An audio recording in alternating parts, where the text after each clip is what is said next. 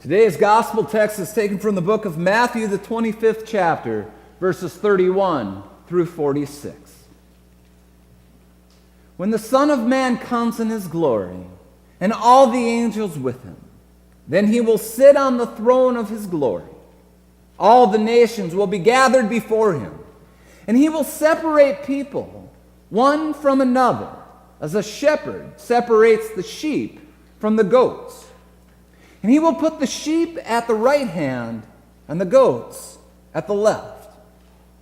Then the king will say to those on his right hand, "Come, you that are blessed by my Father, inherit the kingdom prepared for you from the foundation of the world.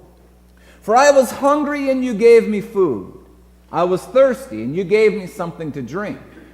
I was a stranger, and you welcomed me. I was naked, and you gave me clothing. I was sick, and you took care of me. I was in prison, and you visited me." Then the righteous will answer him, "Lord, when was it that we saw you hungry and gave you food, or thirsty and gave you something to drink? And when was it that we saw you a stranger and welcomed you, or naked and gave you clothing? When was it that we saw you sick or in prison and visited you?" And the king will answer them, "Truly I tell you, just as you did it to one of the least of these who are members of my family, you did it to me." Then he will say to those on his left hand, "You that are accursed, depart from me into eternal fire, prepared for the devil and his angels. For I was hungry, and you gave me no food. I was thirsty, and you gave me nothing to drink. I was a stranger, and you did not welcome me. Naked, and you did not give me clothing. Sick and in prison, and you did not visit me." Then they also will answer, "Lord, when was it that we saw you hungry or thirsty or a stranger or naked or sick or in prison and did not take care of you?" Then he will answer them, "Truly I tell you, just as you did not do to the least of these, you did not do it to me." And these will go away into eternal punishment, but the righteous into eternal life. The gospel of the Lord. Praise to you, O Christ. The congregation may be seated.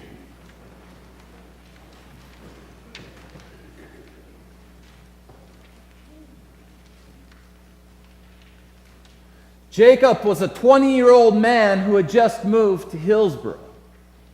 He got a job out at the plant, but he didn't have any place to live. He looked around and couldn't make anything work. He didn't have any money in his pocket until he got a paycheck. When we met him, he had no address, so he didn't have a way to receive his paycheck. And so we made a couple of phone calls, sent a few emails, sent a few text messages. And by the end of the day, we had an address for him, a P.O. box at the post office.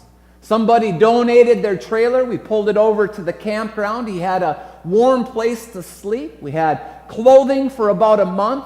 We worked together with the food pantry, had food for about a month, had a warm place to sleep, a dry place to sleep, facilities at the campground.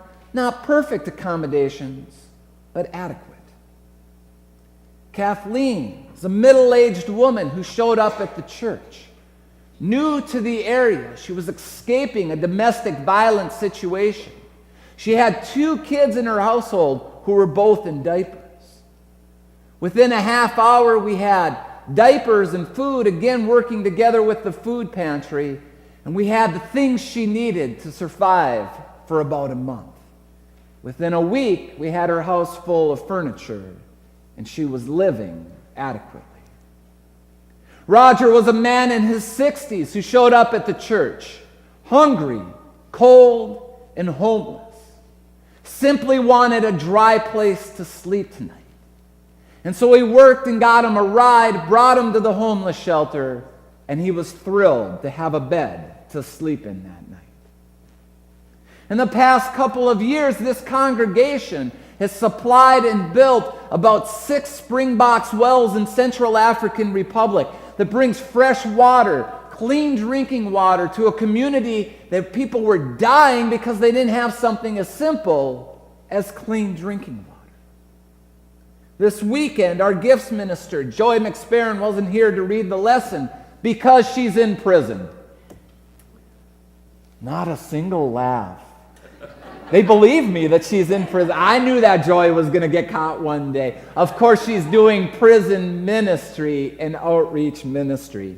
She has hundreds of stories of people that she's worked with that are trying to turn their life around and make a change. Now, I don't tell these stories to pat ourselves on the back and say, what a great job we've done. But rather, I tell these stories because they're a part of our story. Now, of course, we haven't always done a perfect job of serving. We haven't always been able to provide help. And there certainly is still a lot of work to do. But I tell you these stories to celebrate the good work that this congregation has done and is doing. To be able to say thank you to all of you. And also because this is exactly what today's gospel text talks about. In today's gospel, we hear one story told twice. First, it's the story of those who feed the hungry, who give the thirsty something to drink, who welcome the stranger, clothe the naked, visit the sick and the imprisoned. And Jesus responds, what you did to the least of these, you did to me. And secondly, the story is told about those who do not feed the hungry or the thirsty, who do not welcome the stranger, clothe the naked, or visit the sick and the imprisoned. And Jesus responds, what you did not do to the least of these, you did not do to me. Now, I have to admit that I kind of have a love-hate relationship with this text. On one hand, I really do love the passage and the message. But on the other hand, there's some language in this passage that is extremely challenging. And there's three things that are really challenging about this text. First of all, it's the language of doing. More specifically, it's the language of our doing. This text has a hint or a tone of works righteousness, meaning that there seems to be a focus on what we do as humans opposed to what God has done in Jesus Christ. There seems to be a suggestion that we earn our salvation in some way by our own doing. But of course, when we read the text in its entirety, we know that we are not saved by works, but we are saved by grace.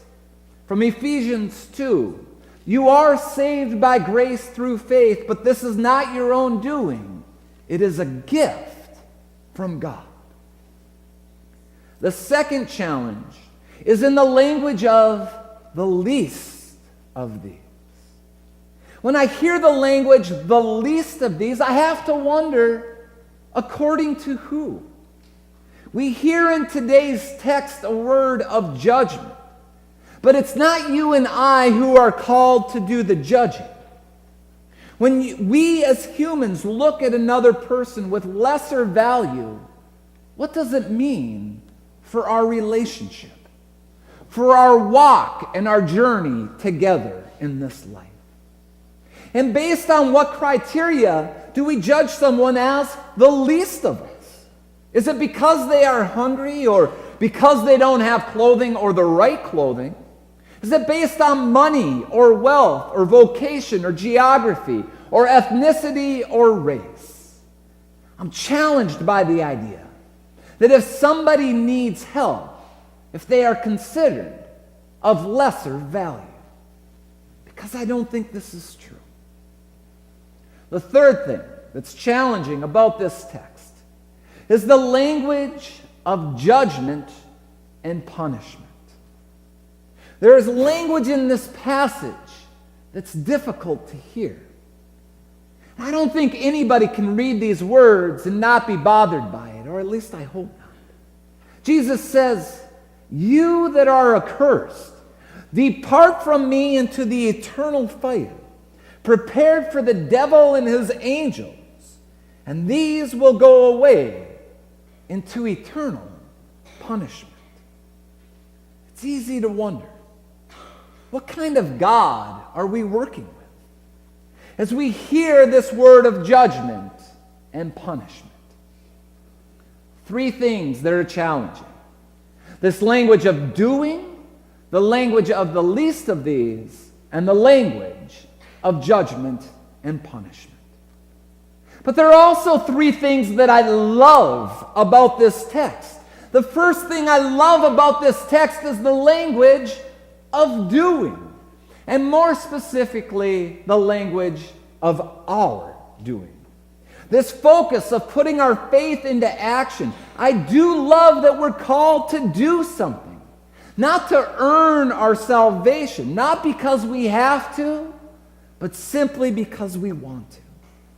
May we as Christians, as the Church of Christ, be the first ones to step up and help.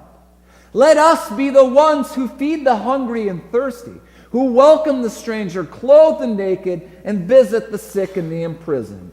Not for reward and not for any kind of return, but because our hearts have been moved to do so. I love this quote from Martin Jensen that says, "When Jesus comes into our hearts, he brings all the needs of humanity along with him. It's because we've received the gift of salvation, the gift of Jesus Christ, that we are free to love and serve our neighbor." The second thing I love about this text is the language of the least of these. Not in a way that degrades, belittles, or devalues who we are as humans, but rather that it reveals God's heart. This language reveals God's care for the hungry, the thirsty, the lonely, the naked, the sick and injured, the imprisoned, and all who struggle. God not only cares, but claims them as his own family. Jesus says, "Just as you did to one of the least of these, who are members of my family, you did to me." The third thing I love about this text is the language of judgment and punishment. Now, I know what you're thinking. How can we love judgment and punishment? Well, we have to understand where it fits in God's story.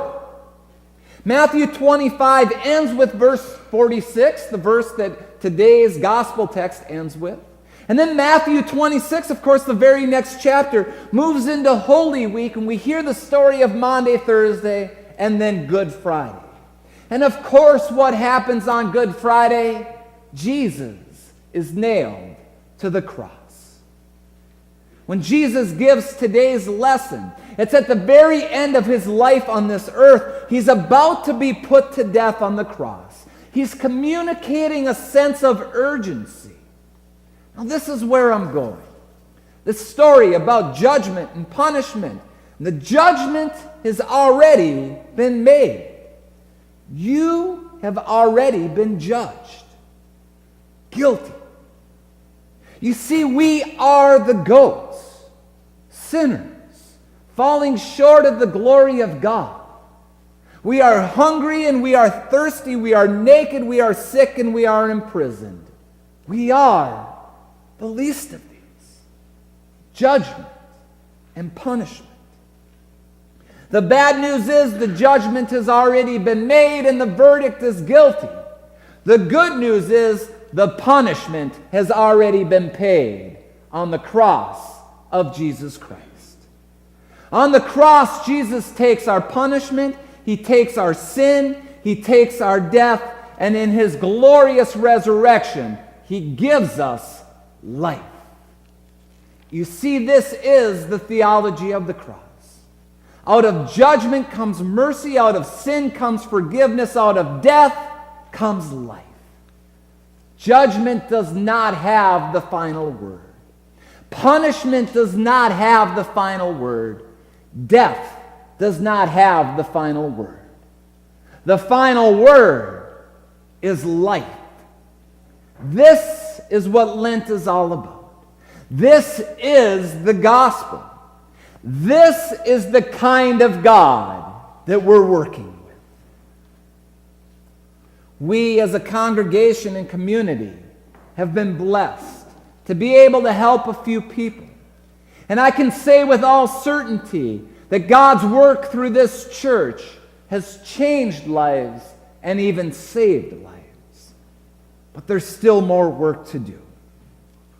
Now, if you relate to one of these, hungry, thirsty, lonely, naked, sick, imprisoned, or struggling in any way, let's talk. Talk to me or talk to Pastor Siri or a deacon or a person sitting next to you in the pew. Let's walk together in this journey. And if you don't relate to any of these, or at least right now, literally, thank God for it. You might be in the position where you can help. Because there's somebody sitting next to you who needs it.